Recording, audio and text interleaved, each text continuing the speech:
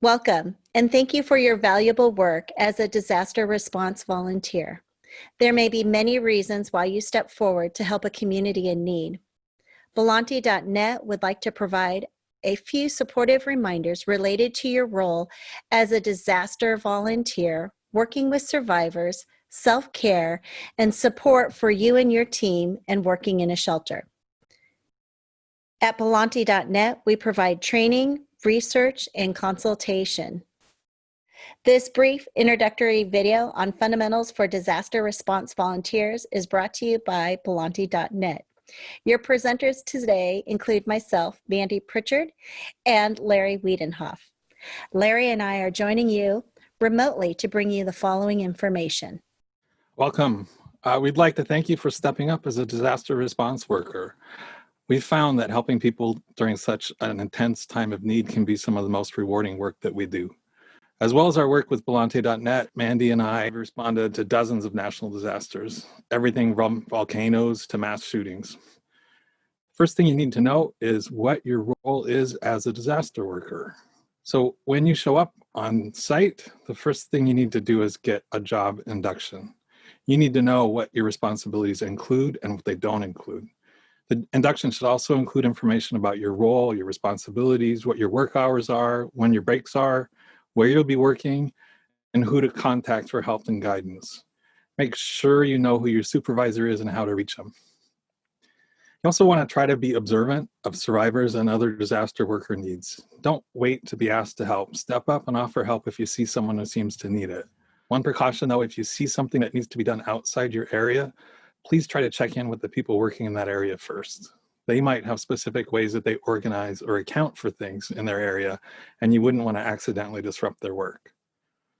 If you've been assigned a role that isn't working for you, be sure to tell your supervisor and see if there's another assignment available.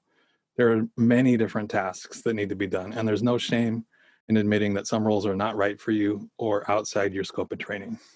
And then be flexible.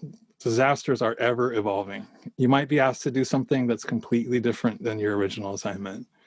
There might be periods where you feel like you're not even needed and you're idle, or there might be times when you just feel overwhelmed by the amount of work that needs to be done. Remember why you came. You came to help disaster survivors in their time of need. Remember it's about them and that you want to do whatever is needed to help them. When working with survivors, find out who's providing mental and behavioral health support. Don't hesitate to make a referral if you think a survivor could use the extra support. If a survivor is inconsolable or unable to participate in their own recovery, be sure to have mental and behavioral health support follow up with them. Survivors may experience a full range of emotions, including anger or becoming withdrawn. Don't take this personally.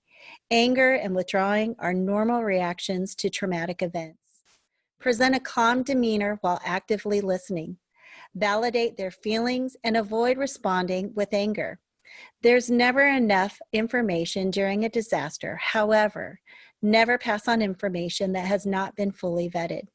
If you don't know the answer to a question, tell the survivor you don't know, but you'll see if you can find the answer.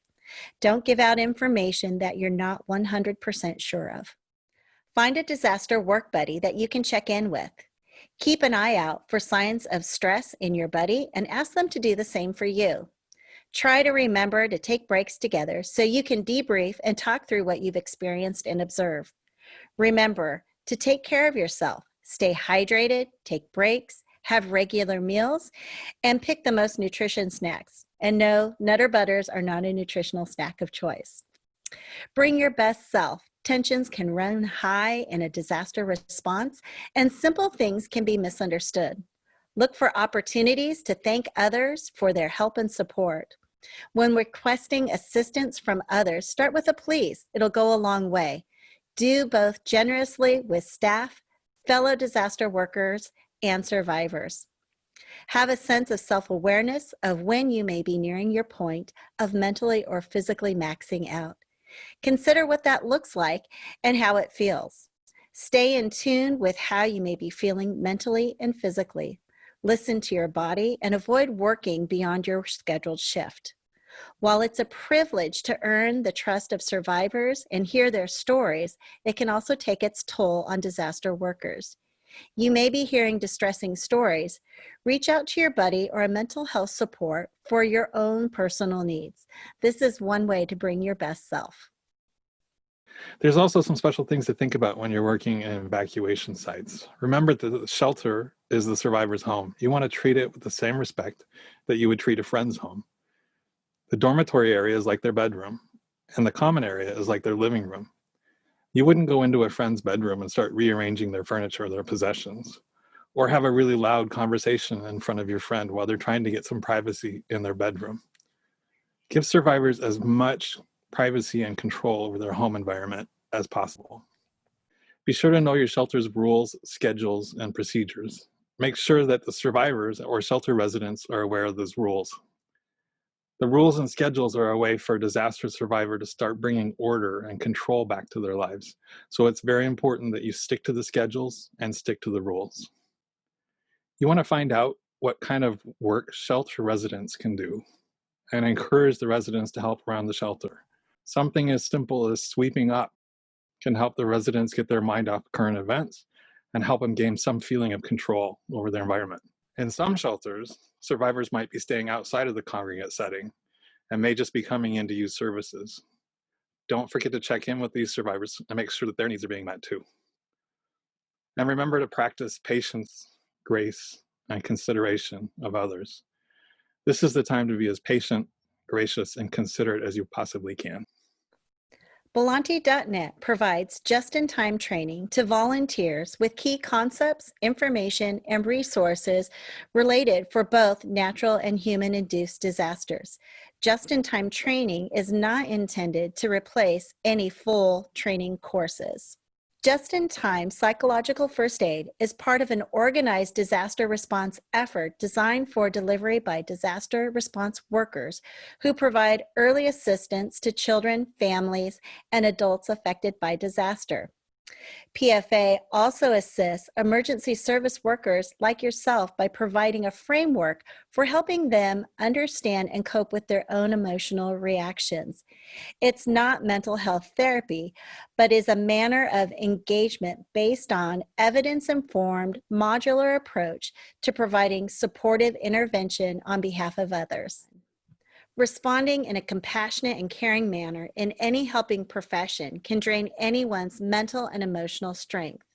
Our just-in-time compassion fatigue training provides participants with tools to strengthen one's resilience to emotional burnout by assessing their own level of compassion fatigue and compassion satisfaction.